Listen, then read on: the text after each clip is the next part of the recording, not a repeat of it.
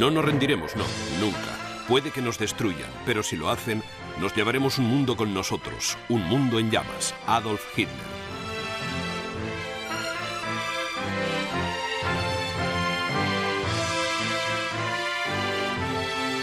El mundo en llamas. Occidente en guerra.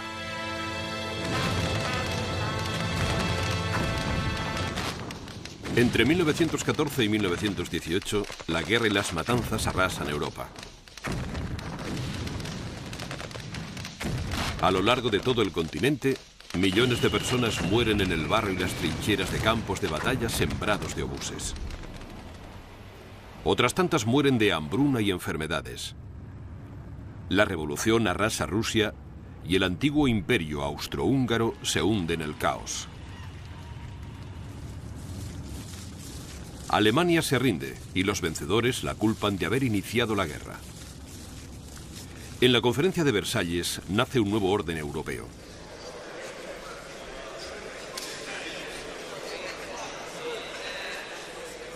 De las cenizas de los viejos imperios ruso y austrohúngaro nacen nuevas naciones-estado: Yugoslavia, Checoslovaquia, Hungría y Polonia.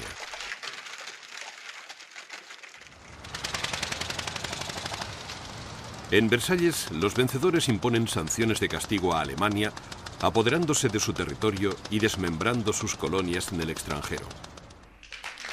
La Rusia soviética es condenada al ostracismo como un estado paria, y los Estados Unidos se encierran en el aislacionismo. En Alemania, donde los términos dictados por los aliados victoriosos despiertan un profundo rencor popular, Adolf Hitler crea el Partido Nacional Socialista Obrero Alemán.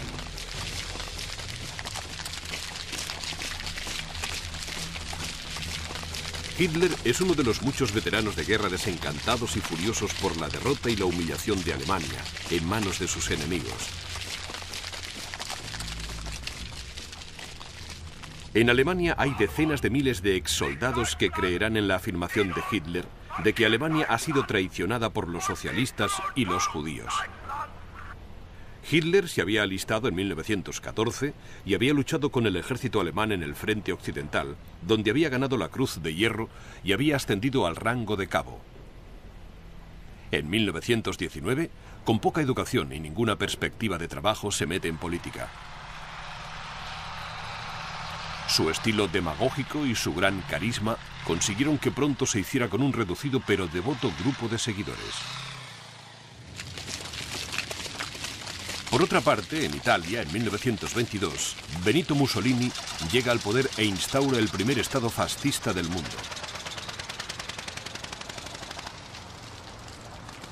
La aparente facilidad del golpe de estado de Mussolini y el éxito inicial de su gobierno fascista servirán de inspiración a otros partidos fascistas.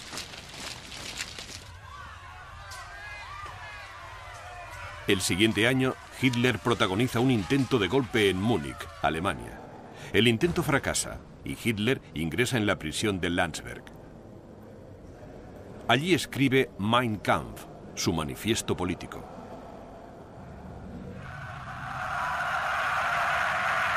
Cuando abandona Landsberg, Hitler promete escalar hacia el poder con medios pacíficos y democráticos. Sin embargo, a estas alturas la violencia política es endémica en Alemania y virtualmente todos los partidos políticos son culpables en mayor o menor medida. Durante los años siguientes, Alemania sufrirá problemas económicos y conflictos sociales. Esto no hará más que alentar la violencia política y fortalecer a los extremistas.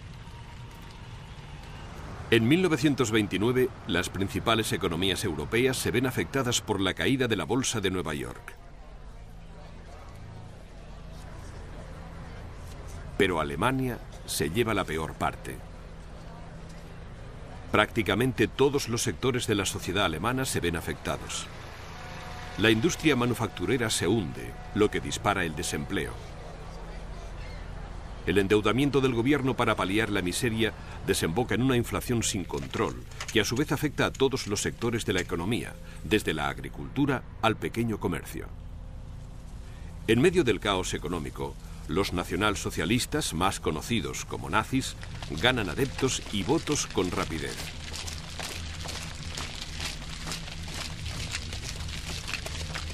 En 1932, Hitler se presenta como candidato a las elecciones presidenciales.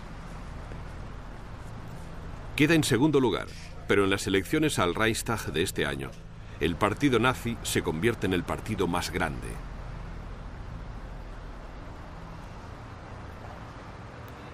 El presidente de Alemania, que iniciará su segundo mandato, es Paul von Hindenburg, un héroe de la Gran Guerra, pero tiene ya 86 años y una salud delicada.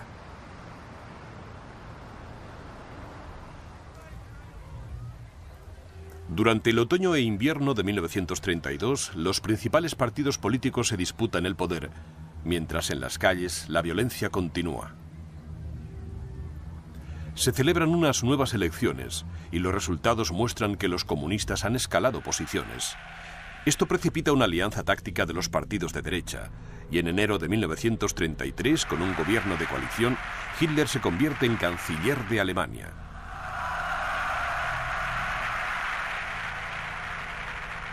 Casi de inmediato, Hitler disuelve el Reichstag y convoca unas nuevas elecciones. La última vez que se realizó esta maniobra benefició a los comunistas, pero esta vez Hitler utilizará su autoridad de canciller para inclinar la balanza de forma decisiva en contra de ellos. La policía prusiana queda bajo control de Hermann Göring, un importante diputado del partido nazi. Y Joseph Goebbels pasa a ser ministro de propaganda, controlando así la prensa y la radio. Entre tanto, las SA, el ejército privado del partido nazi, se embarca en una campaña de intimidación y violencia política. El 27 de febrero, los nazis reciben un regalo inesperado. El fuego devora el edificio del Parlamento alemán y un joven comunista holandés es arrestado en el lugar del crimen y acusado de incendio premeditado. Para Hitler es el pretexto ideal para atacar a los comunistas y se aprueba una legislación de emergencia para restringir las libertades civiles e ilegalizar la oposición política. Los objetivos principales de estas medidas son los comunistas y los socialistas. En las elecciones, los nazis reciben solamente el 44% de los votos, pero con los diputados comunistas electos bajo arresto o en fuga, Hitler cuenta con una mayoría efectiva en el Reichstag. El 23 de marzo, el Reichstag, dominado por los nazis, aprueba una ley de autorización que anula la Constitución y otorga a Hitler poderes dictatoriales.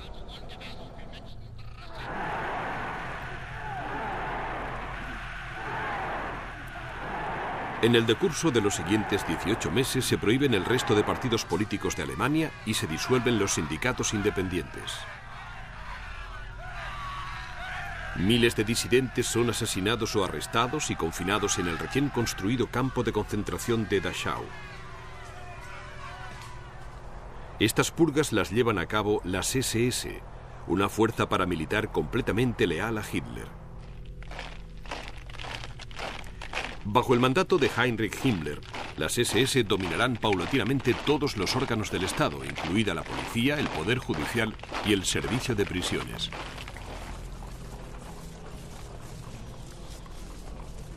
En agosto de 1934 muere el presidente Hindenburg.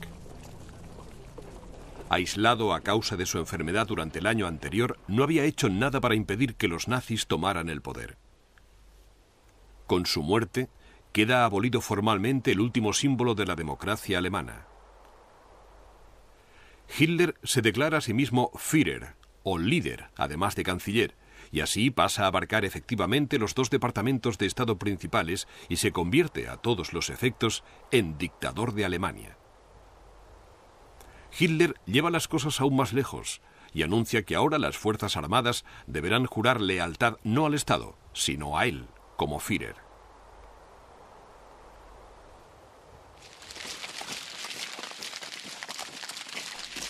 En septiembre, Hitler celebra los logros del verano con un gran rally en Nuremberg. El tema del rally, que dura una semana entera, es el triunfo de la voluntad. Hitler utiliza el rally para demostrar la unidad del partido y del país, para presentar a nuevos funcionarios y líderes del partido y para confirmar su propia ascensión como gobernante supremo sobre todo lo que domina: el partido, el ejército, el pueblo y el Estado.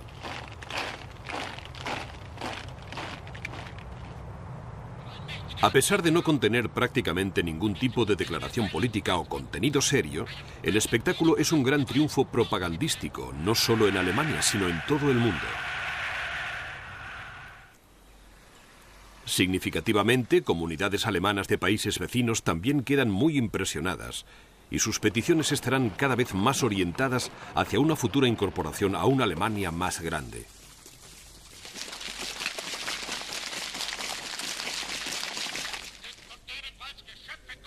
En 1935, Hitler introduce el servicio militar obligatorio y anuncia la existencia de las fuerzas aéreas alemanas. Este es un paso importante hacia la guerra, puesto que muchas de estas medidas representan un incumplimiento flagrante del Tratado de Versalles, pero las grandes potencias están demasiado ocupadas con sus propios problemas como para actuar coordinadamente. Francia e Italia lo reciben con hostilidad, pero no hacen nada. Gran Bretaña es más favorable al deseo de Alemania de una paridad militar e inicia una serie de conversaciones para limitar o evitar cualquier rivalidad futura. Norteamérica reacciona aprobando la ley de neutralidad e inicia así su periodo de aislacionismo más intenso. La Liga de las Naciones, la creadora y avaladora del Acuerdo de Versalles, es virtualmente incapaz de intervenir. Muy debilitada por el aislacionismo de Estados Unidos y la retirada de Japón y Alemania, la Liga recibe otro golpe en octubre cuando Italia invade Abisinia.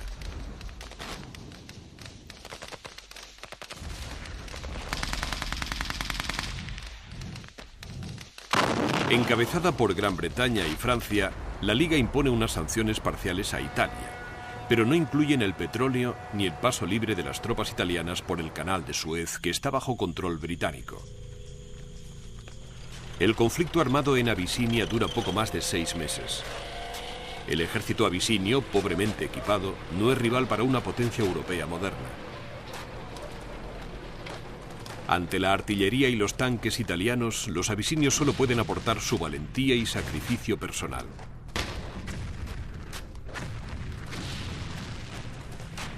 Sin embargo, será la superioridad italiana en el aire la que resultará decisiva. Contra los precarios medios de la infantería nativa, los italianos utilizan gas tóxico que esparcen ya sea mediante aviones volando bajo o mediante la artillería.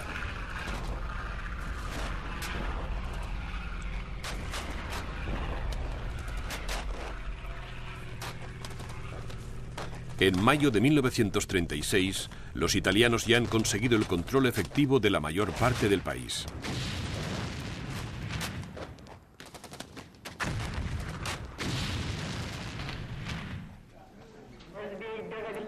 A pesar de la llamada del emperador abisinio Haile Selassie, el verano siguiente la Liga vota a favor del levantamiento de las sanciones, formalizándose así la anexión del país por parte de Italia.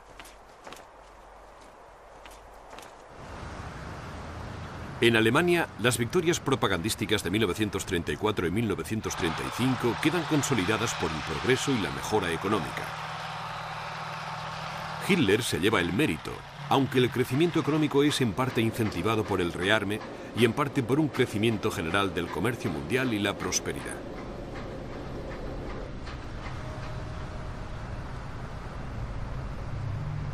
La persecución de los judíos por parte de los nazis, que había sido intermitente y poco sistemática durante los años 20 y 30, ahora empieza a ser más extendida y más coordinada. A un nivel básico, esta persecución incluye un boicot de las tiendas y negocios judíos, reforzado por un clima de hostilidad antisemítica y violencia en masa, tolerado tanto por el Estado como por las autoridades policiales. A nivel administrativo, los judíos son apartados de la administración pública y excluidos de la profesión médica y la legal. La discriminación está muy extendida y en 1935 se anuncian las leyes de Nuremberg durante la celebración del rally anual. Dichas leyes anulan todos los derechos como ciudadanos de los judíos de Alemania, incluso el derecho al voto. De esta forma, los judíos alemanes quedan fuera del amparo de la ley. En 1936, Hitler vuelve a hacer caso omiso de los acuerdos internacionales y ordena la remilitarización de Renania, la región fronteriza con Francia.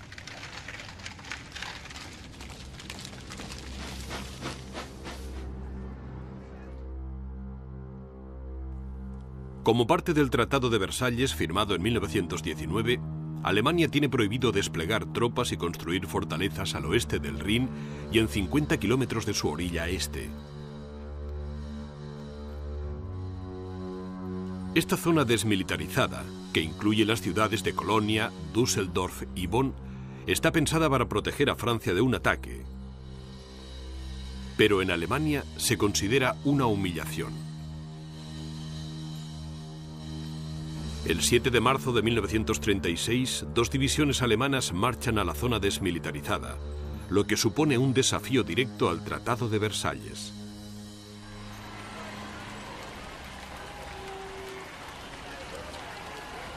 La apuesta vale la pena. Francia, a pesar de ser militarmente más fuerte que Alemania, no emprende ninguna acción, y el éxito de la empresa no hace más que reforzar el prestigio de que goza Hitler entre los alemanes. Mientras, en el extranjero, suceden otras cosas. Cuando en España estalla la guerra civil, Hitler envía la Legión Cóndor para apoyar a las fuerzas fascistas comandadas por el general Franco.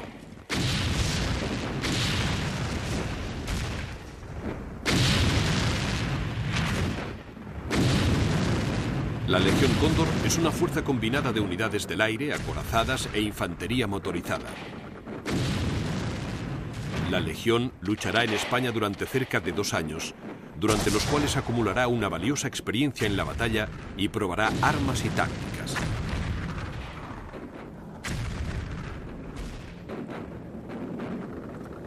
En abril de 1937, los bombarderos de la Legión Cóndor atacan la población de Guernica, matan a cientos de civiles e inician incendios incontrolables.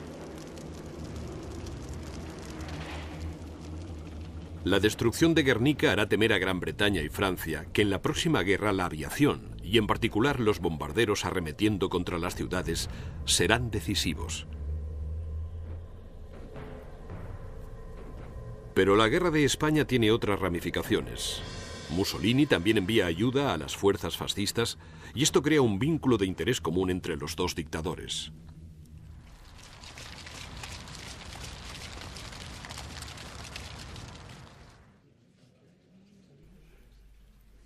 En noviembre de 1936, Alemania y Japón firman el pacto Anti-Comintern, aparentemente para detener la expansión del comunismo, pero dirigido principalmente contra la Rusia soviética. El siguiente año, Italia se unirá a la alianza Anti-Comintern, que acabará convirtiéndose en el Pacto del Eje. En 1937, Hitler abroga formalmente el Tratado de Versalles e informa en secreto a sus generales de que está preparando una guerra. Sus primeras víctimas serán Austria y Checoslovaquia. Austria está en crisis desde 1934, cuando los nazis austríacos asesinaron al canciller Dollfuss.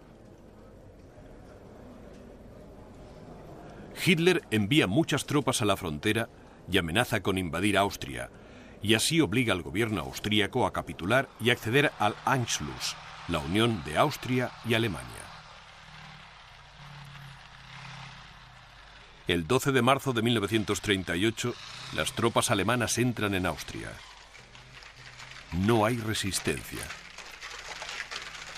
La mayor parte de la población austríaca de habla alemana le recibe con los brazos abiertos y el día siguiente, Austria queda formalmente incorporada al Reich.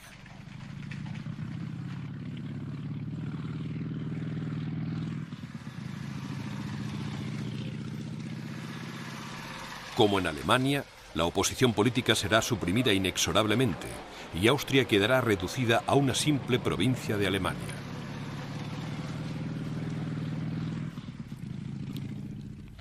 En septiembre, Hitler reclama el territorio de Checoslovaquia. En concreto, reclama que Sudetenland, de población predominantemente de habla alemana, pase a formar parte de Alemania.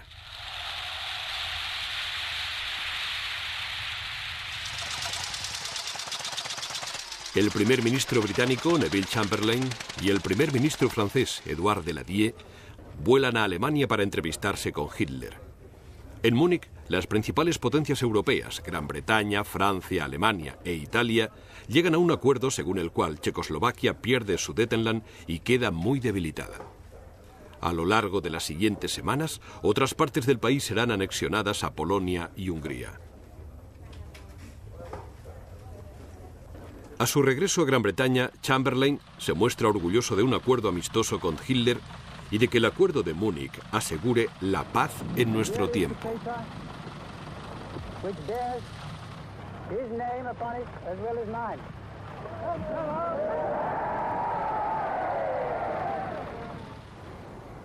Sin embargo, su colega Winston Churchill declara que a Inglaterra le han dado a elegir entre la guerra y la vergüenza. Ha elegido la vergüenza y tendrá la guerra.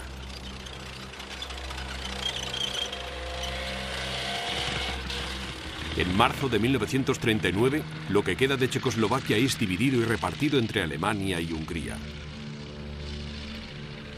Alemania se queda con la mejor parte, que incluye la antigua capital checoslovaca, Praga. Ese mismo mes, las tropas alemanas también marchan hacia Lituania y toman los territorios de la frontera germano-lituana.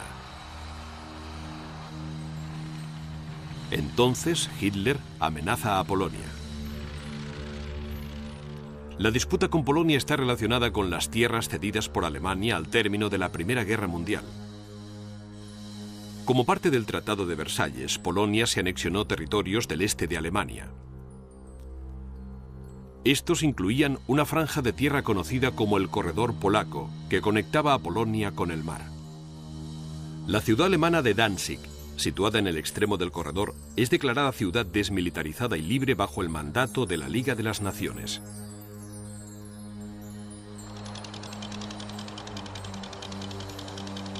El Corredor Polaco y la peculiar situación de Danzig son una espina que Alemania tiene clavada, especialmente porque el corredor parte el país en dos. Puesto que la Liga de las Naciones ya no puede garantizar la seguridad de este emplazamiento, Gran Bretaña y Francia ofrecen apoyo militar a Polonia y prometen acudir en su ayuda en caso de guerra contra Alemania.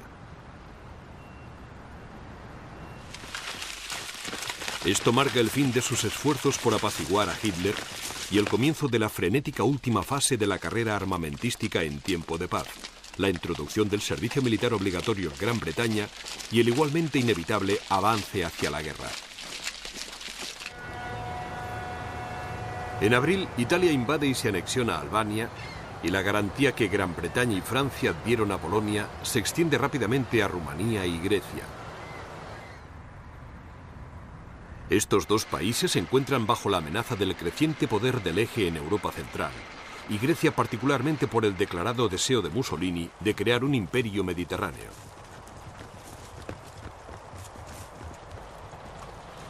A medida que Europa se va fragmentando en un puñado de alianzas y bloques de poder, Alemania y Rusia entablan negociaciones secretas. El pacto de no agresión germano-soviético resultante sorprende al mundo y embarca a Hitler en su mayor apuesta hasta el momento: la invasión de Polonia.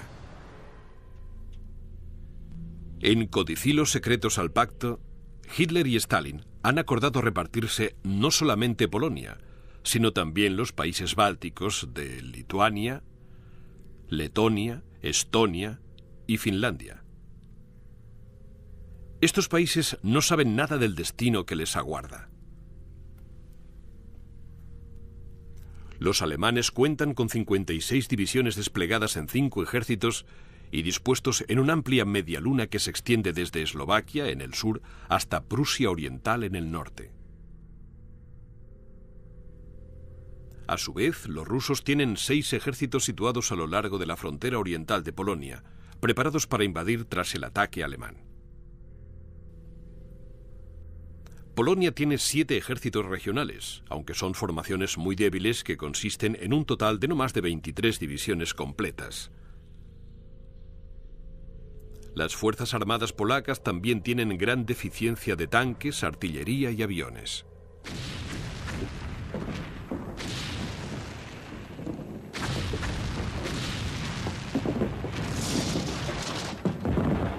El 1 de septiembre de 1939, Hitler invade Polonia.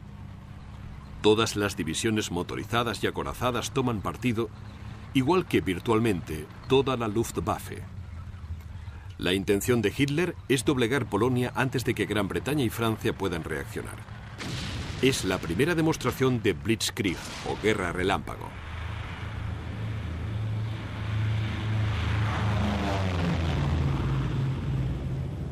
Blitzkrieg es un concepto de guerra móvil desarrollado en Alemania en el que las unidades acorazadas y motorizadas se combinan con la potencia aérea táctica para romper las defensas del enemigo. Esto crea confusión tras las líneas. Estas fuerzas continúan penetrando en territorio enemigo a la vez que ejecutan grandes maniobras de envolvimiento, cortando las líneas de comunicación, suministros y retirada.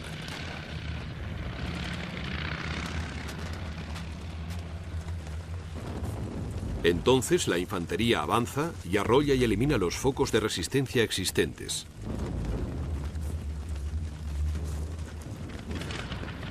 Plan Blanco, el nombre en clave de la invasión de Polonia, requiere un enorme movimiento de tenazas encabezado por las fuerzas acorazadas y motorizadas.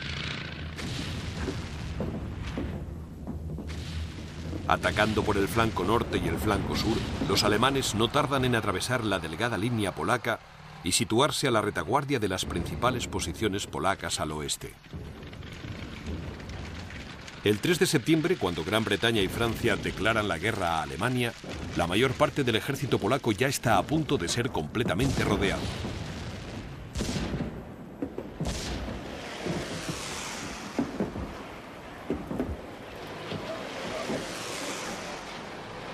El 9 de septiembre, las fuerzas móviles alemanas llegan a las afueras de Varsovia, que el día 16 ya está completamente rodeada. El día siguiente, el ejército rojo soviético invade Polonia por el este.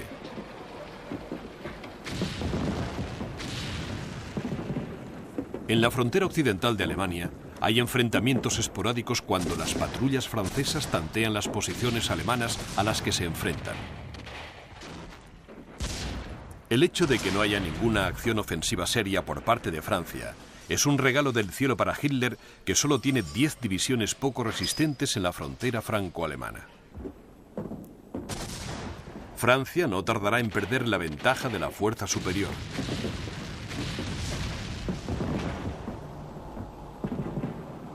En Polonia, Varsovia sufre un bombardeo continuo, tanto por parte de la aviación como de la artillería alemanas. Irónicamente, la esperanza de una intervención por parte de Francia y Gran Bretaña anima a la resistencia polaca, fútil a estas alturas. Uno a uno los reductos polacos caen en manos de los alemanes.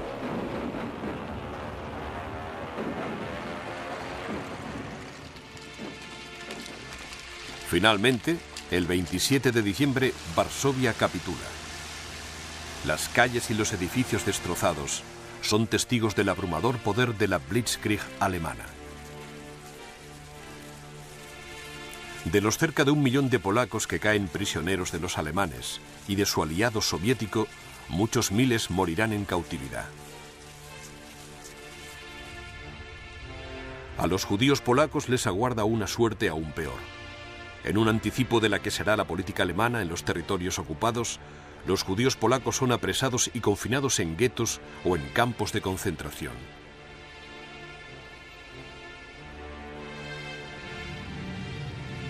Hasta el momento, el violento antisemitismo de Hitler ha sido parcialmente consentido por la opinión mundial. Pero bajo el amparo de la guerra, el dictador descargará su furia, no solo sobre los judíos de Polonia, sino también sobre los de Alemania, y cualquier otro país que conquiste. Esta política será conocida como la solución final. Heinrich Himmler se encargará de coordinarla y las SS la aplicarán con creciente fanatismo.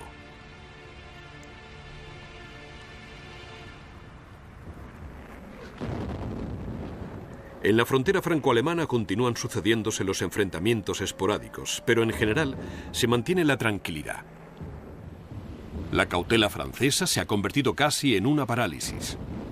Mientras tanto, las fuerzas británicas se reúnen en la frontera franco-belga a la espera de que Alemania ataque principalmente a través de Bélgica, como ya hizo en la Primera Guerra Mundial.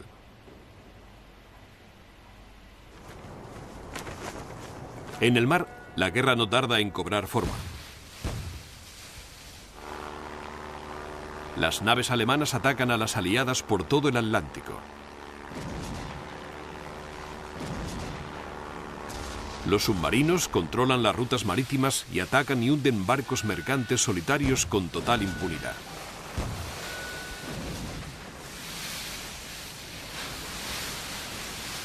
Desde el principio, la intención de los alemanes ha sido conseguir que Gran Bretaña se rinda, cortando el suministro de combustible, alimentos y material bélico básico que importa del extranjero.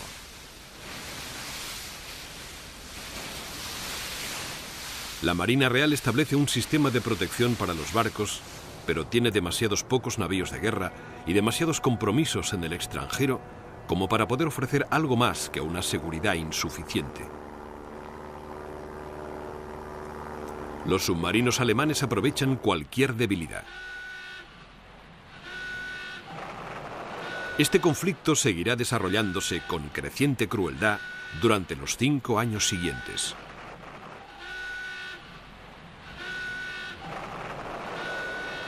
El 30 de noviembre el Ejército Rojo invade Finlandia. El pretexto soviético es inicialmente una cuestión de seguridad.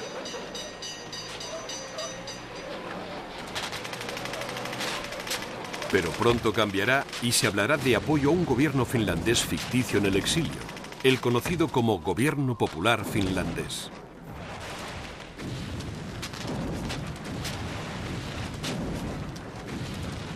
Los rusos atacan en un frente amplio. Cuentan con 1 millón de hombres y casi 2.000 hombres para la ofensiva. Los finlandeses están en clara inferioridad numérica y tienen muy pocos tanques, que además están obsoletos. Aún así, el Ejército Rojo sufrirá mucho a manos de los finlandeses.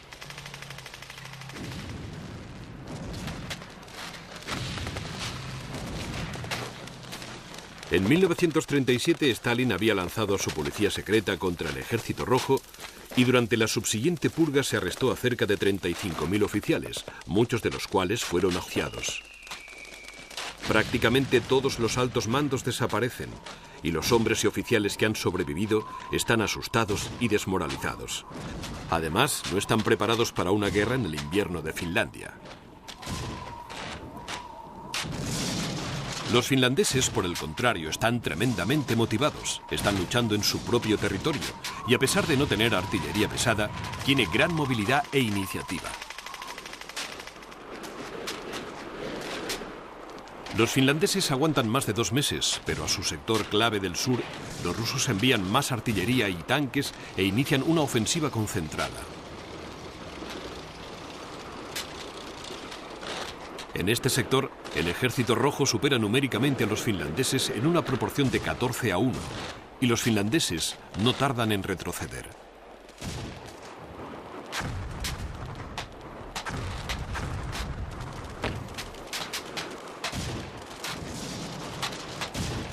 Los finlandeses saben que sin ayuda no podrán aguantar mucho más. Y el 13 de marzo de 1940 acuerdan un armisticio con los rusos. La guerra con Rusia le ha costado a Finlandia 70.000 bajas, de las que 25.000 son víctimas mortales.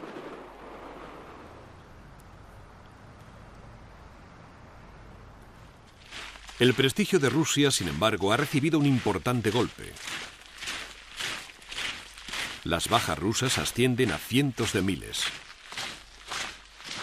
En todas partes se considera que su victoria en Finlandia ha sido un desastre, una prueba de que Rusia, a pesar de su superioridad numérica, no está preparada para la guerra. Incluso Stalin está sorprendido por los costes.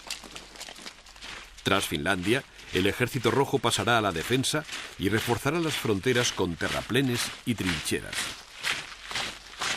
Pero los soviéticos no aprenderán la lección de la debacle de Finlandia y continuarán dependiendo de la fuerza bruta de la superioridad numérica y no de la táctica y la estrategia.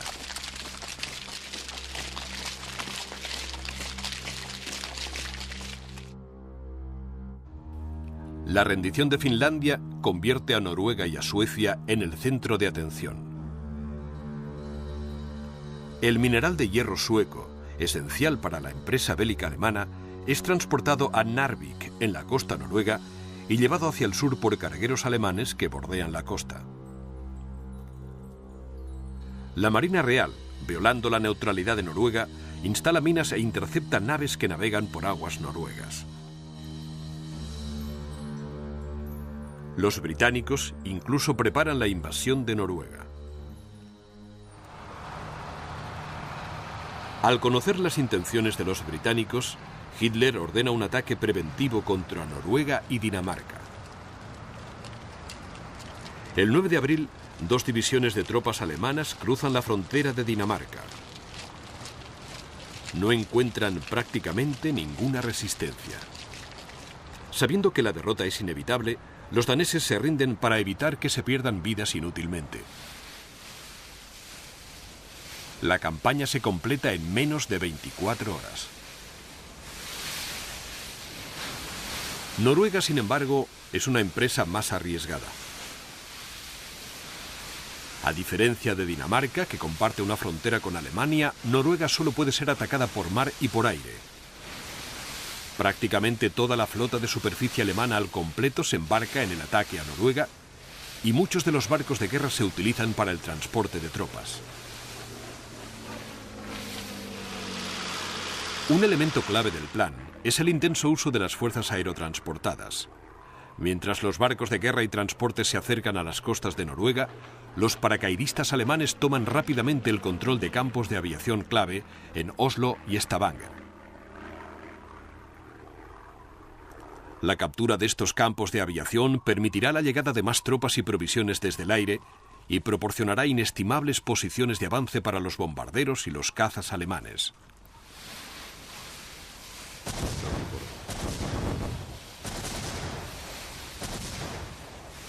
El desembarco naval en Oslo encontrará una oposición feroz. Y también habrá enfrentamientos en Bergen, pero en el resto del país los alemanes encuentran poca resistencia. Los noruegos no están avisados del ataque y en muchos lugares les coge totalmente por sorpresa.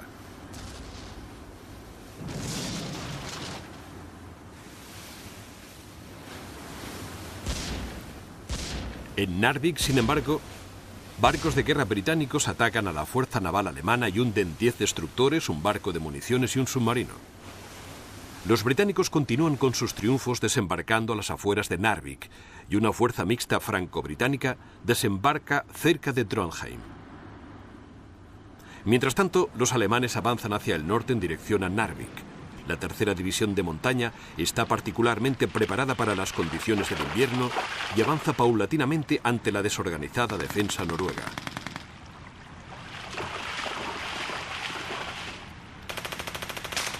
A las afueras de Trondheim, los alemanes contraatacan a los británicos y a los franceses. Estos ataques reciben el apoyo de la Luftwaffe, que despegan de campos de aviación noruegos capturados. A medida que la presión en el sur aumenta, los británicos y los alemanes concentran sus esfuerzos en la zona de Narvik y refuerzan las tropas en esta zona, reembarcando las que tenían en Trondheim. A principios de mayo, todo el sur de Noruega está en manos alemanas y sus tropas de montaña avanzan inexorablemente hacia Narvik.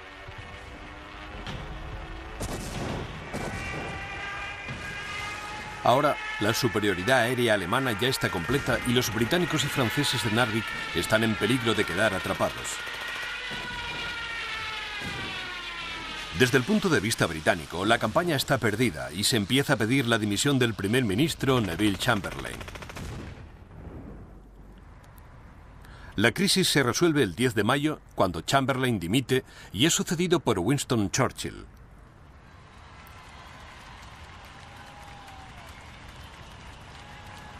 Ese mismo día vuelve a estallar la tormenta, esta vez sobre Francia, Bélgica y Holanda.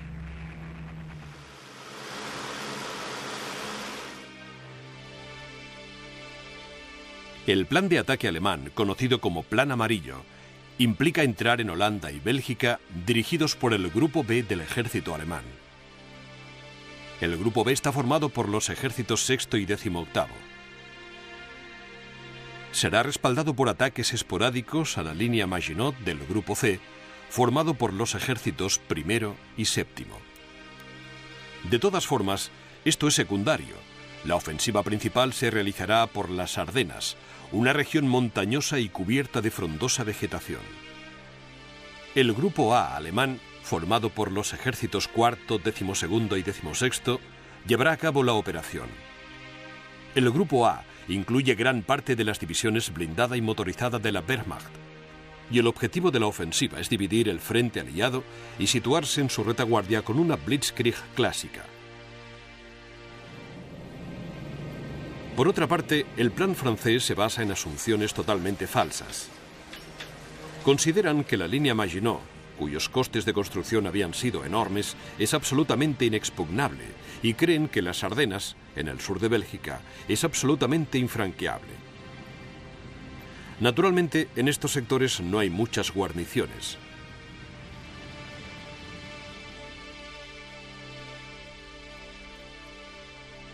La principal fuerza francesa y el cuerpo expedicionario británico se encuentran repartidos a lo largo de la frontera franco-belga.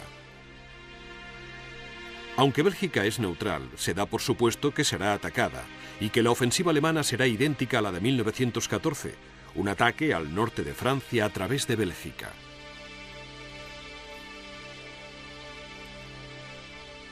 Los franceses piensan avanzar, junto al cuerpo expedicionario británico, hasta posiciones defensivas en el río Dyle en cuanto las tropas alemanas crucen la frontera belga. Allí esperan librar una batalla defensiva estática parecida a las batallas que libraron en la Primera Guerra Mundial.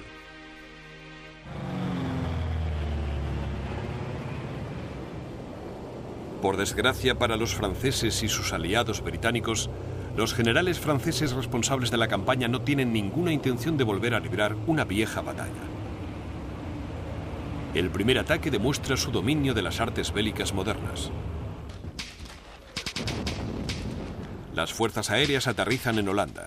A pesar de ir poco armados y ser inferiores en número, las fuerzas aéreas alemanas no tardan en hacerse con importantes campos de aviación y otros objetivos clave, y la rapidez y dureza de estos ataques paralizan las comunicaciones holandesas y obstaculizan la resistencia.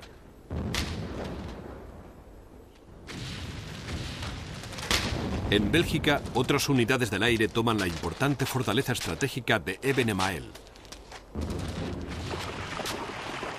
Esta fortaleza es la clave de la estrategia defensiva belga y domina los pasos del Canal Alberto.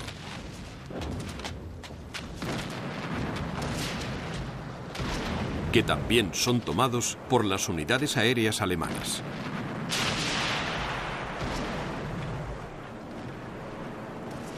Las fuerzas motorizadas alemanas avanzan a gran velocidad y cruzan la frontera seguidas de la infantería. Mientras holandeses y belgas retroceden sin ningún tipo de orden, británicos y franceses avanzan por el sur de Bélgica hasta la línea del Dyle.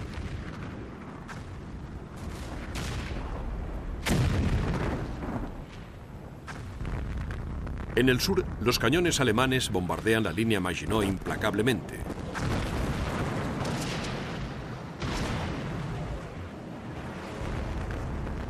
Pero es en el corazón del frente donde se está gestando el ataque principal.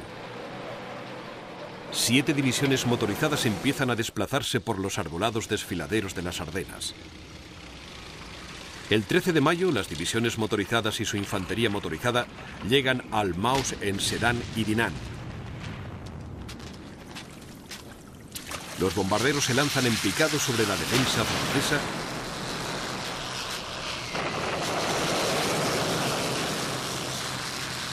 mientras los zapadores alemanes construyen puentes de pontones para cruzar el río. En un plazo de 24 horas pueden cruzarlo sin peligro, y las divisiones acorazadas alemanas empiezan a cruzar los llanos del norte de Francia. El día 15 Holanda se rinde y británicos, franceses y belgas empiezan a retroceder desde la línea del Dyle. En el centro, el frente francés está al borde del colapso absoluto. Las divisiones acorazadas alemanas están avanzando prácticamente sin resistencia. Han arrasado secciones enteras del frente y el segundo y noveno ejércitos franceses se baten precipitadamente en retirada. En el aire, la superioridad alemana es arrolladora. Sus cazas y sus bombarderos cruzan el norte de Francia, haciendo estragos y sembrando la confusión.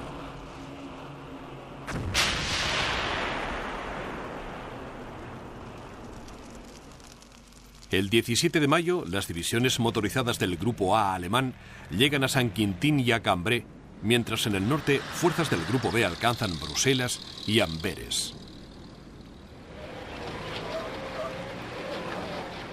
El 20 de mayo, las fuerzas motorizadas llegan a Abbeville, en la costa de Francia, cortando el paso a las tropas aliadas hacia el norte y amenazando con cerrar la línea de este a oeste.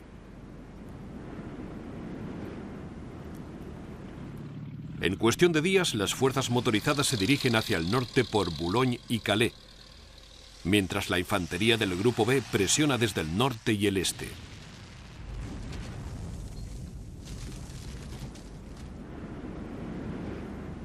Británicos, belgas y franceses que quedan atrapados son obligados a retroceder lentamente a una pequeña zona, en la que se encuentra la ciudad costera de Dunkerque.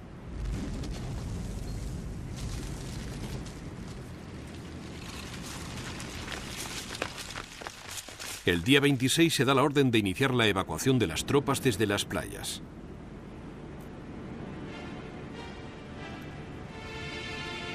Durante los siguientes 8 días, una armada de pequeños botes recogerá a las tropas de las playas de Dunkerque y las llevará a grandes embarcaciones cercanas.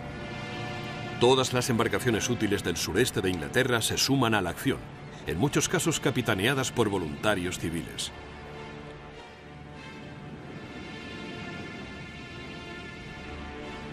En el interior, la retaguardia va perdiendo terreno paulatinamente, mientras sobre sus cabezas, bombarderos y cazas alemanes atacan las playas, los barcos e incluso la ciudad. En la evacuación de Dunkerque se consigue rescatar a 340.000 hombres, más de un tercio de los cuales son franceses. A pesar de que se ha perdido la mayor parte de sus armas y su artillería pesada, los soldados británicos rescatados representan la mayor parte del ejército profesional británico, sin el cual Gran Bretaña quedaría indefensa. El 8 de junio, las últimas fuerzas británicas son evacuadas de Narvik, en Noruega. La ocupación alemana del resto del país hace que su posición sea insostenible. A pesar de todo, los británicos en Noruega han luchado con determinación y valor, aguantando más que sus camaradas en Francia.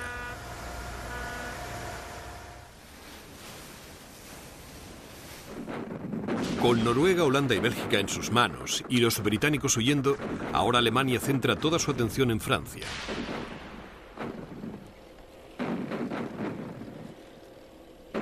El frente francés ya está sumido en el caos. La línea de defensa creada precipitadamente en Somme se ha roto y los alemanes toman la ciudad de Rouen junto al río Sena.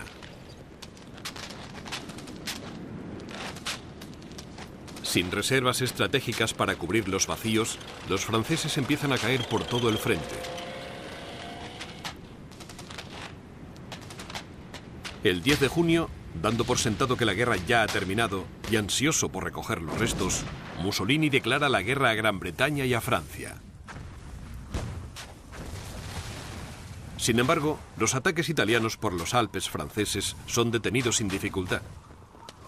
A pesar de contar con una superioridad numérica de 6-1, los italianos no pueden batir la defensa francesa y no consiguen ganar territorio.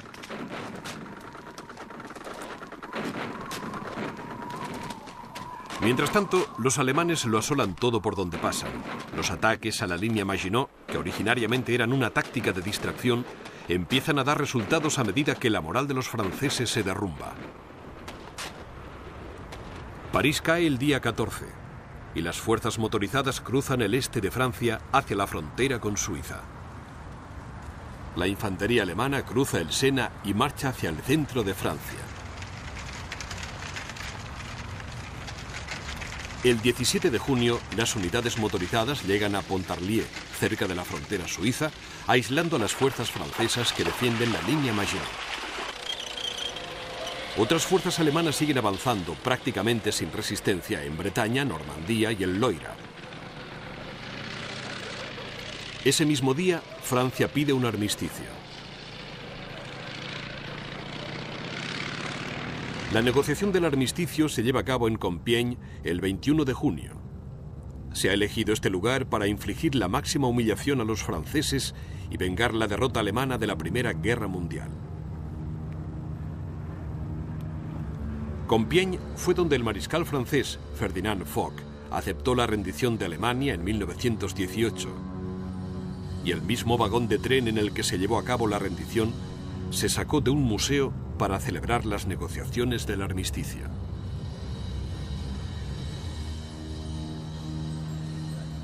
Hitler dicta los términos del armisticio y no hay discusión posible.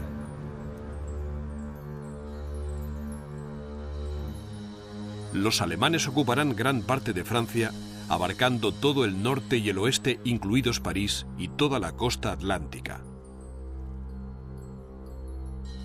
En el sureste se creará una región semiautónoma que quedará bajo administración francesa. Se gestionará desde la ciudad de Vichy y su existencia dependerá de su sumisión a Alemania y su cooperación continuada.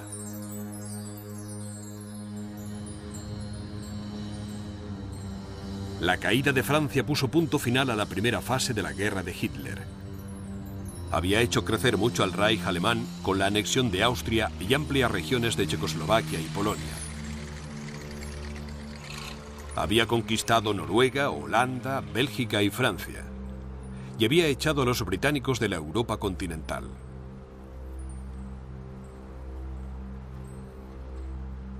Su aliado, Mussolini, había tomado Abisinia y Albania. Y por su tardía declaración de guerra a Gran Bretaña y Francia, percibió una pequeña parcela de territorio francés en la costa mediterránea.